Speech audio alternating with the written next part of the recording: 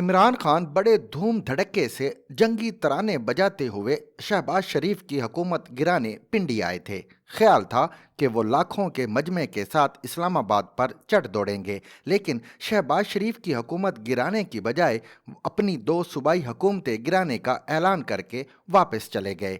क्या खान साहब का खेल ख़त्म हो चुका?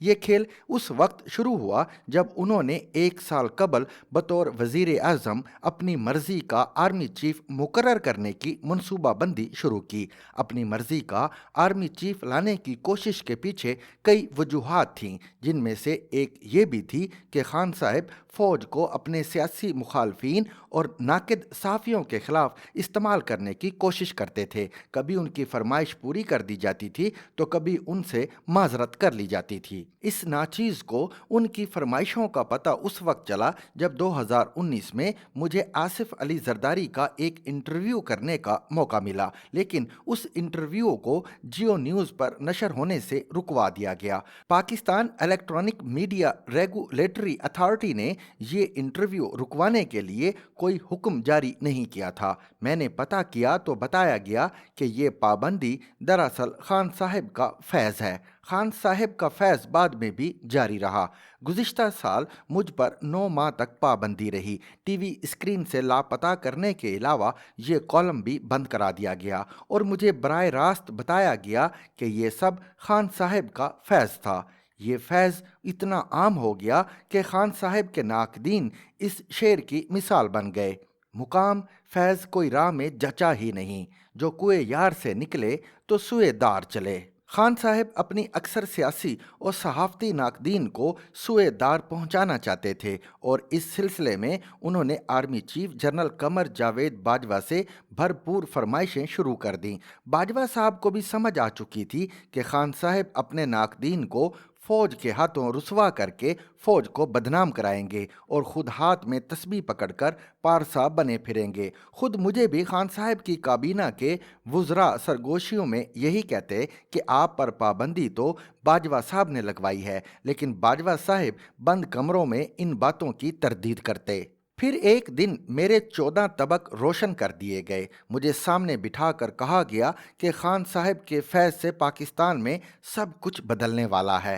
अप्रैल 2022 से पहले पहले नया आर्मी चीफ आएगा, फिर कबल अज़ वक्त इंतखाबात होंगे, खान साहब को 2/3 अक्सरियत मिलेगी और फिर पार्लियामेंट से आइनी तरामीम के ज़रिए पार्लिमानी निज़ाम को सदारती निज़ाम में तब्दील कर दिया जाएगा। ये कम अज़ कम 10 साल तक हुकूमत करने का मंसूबा था, जिसके तहत सिर्फ फौज नहीं बल्कि अदलिया और मीडिया पर भी मुकम्मल कंट्रोल कायम करना था, जिसकी झलक हमें पाकिस्तान मीडिया डेवलपमेंट अथॉरिटी के मजवज़ा बिल में नज़र आ गई, जिसके तहत मीडिया कोर्ट से सहाफ़ियों को धड़ाधड़ सजाएं दी जानी थीं।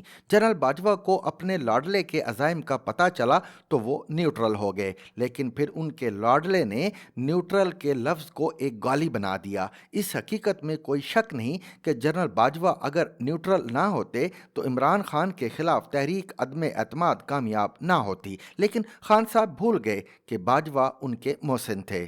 उन्होंने पहले तो तहरीक अदम एतमाद को एक गैर मुल्की साजिश करार दिया और फिर जनरल बाजवा को मीर जाफ़र करार देना शुरू कर दिया। जब नए आर्मी चीफ की तकर्री करीब आई तो खान साहब ने इस मामले को सियासी जलसों का मौजू बना दिया और ऐलान किया कि वो चोरों को नया आर्मी चीफ तैनात करने की इजाज़त नहीं देंगे। खान साहब ने नए आर्मी चीफ की तकर्री को रोकने की हर मुमकिन कोशिश की, यहाँ तक कि बाजवा साहब को चंद माह की मज़ीद तोसी देने पर भी रजामंदी जाहिर की, लेकिन नाकाम हो गए। वज़ीर आज़म शहबाज शरीफ ने फ़ौज के सीनियर तरीन जर्नैल को आर्मी चीफ बनाकर एक ऐसा कदम उठाया कि खान साहब भी चोरों के मुकर्रर करदा आर्मी चीफ को मुबारकबाद देने पर मजबूर हो गए।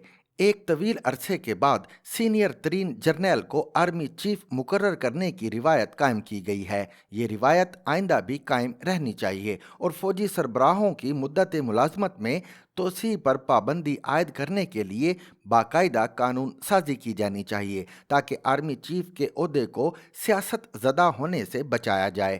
سب جانتے ہیں کہ خان صاحب نے جنرل عاصم منیر کی تقرری کو بادل ناخواستہ قبول کیا ہے، کیونکہ انہوں نے 1 سال قبل جسے اس عہدے سے فیض یاب کرنے کا منصوبہ بنایا تھا، اس کی تمام چالیں الٹی پڑ گئیں۔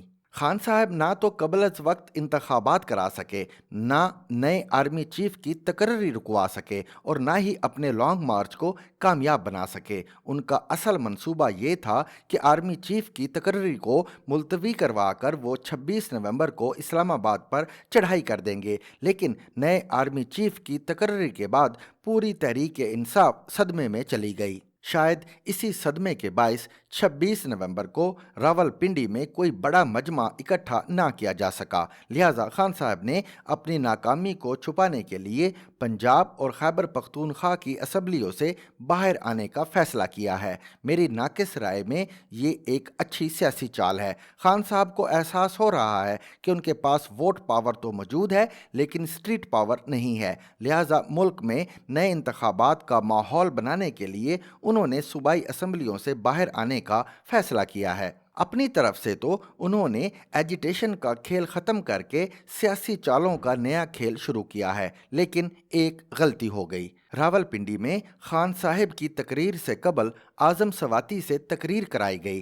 سواتی نے اس تقریر سے قبل سوشل میڈیا پر ایک حاضر سروس فوجی افسر کو گالی دی تھی اور تقریر میں جنرل باجوہ کے اثاثوں پر سوال اٹھایا تھا۔ جنرل باجوہ 29 نومبر کو رخصت ہو رہے ہیں، لیکن 27 نومبر کو اعظم سواتی کو اسلام آباد سے گرفتار کر لیا گیا ہے۔ اب اعظم سواتی کو اس ویڈیو کا ثبوت دینا پڑے گا جس کی وجہ سے ایک تنازع کھڑا ہوا۔ باجوہ صاحب کی رخصتی کے بعد خان صاحب کو جلد احساس ہوگا کہ باجوہ تمام تر شکوے شکایتوں کے باوجود ان کے لیے ایک سایہ تھے جس نے انہیں دھوپ کی تمازت سے بچائے رکھا۔ عمران خان کا کھیل ابھی ختم نہیں ہوا۔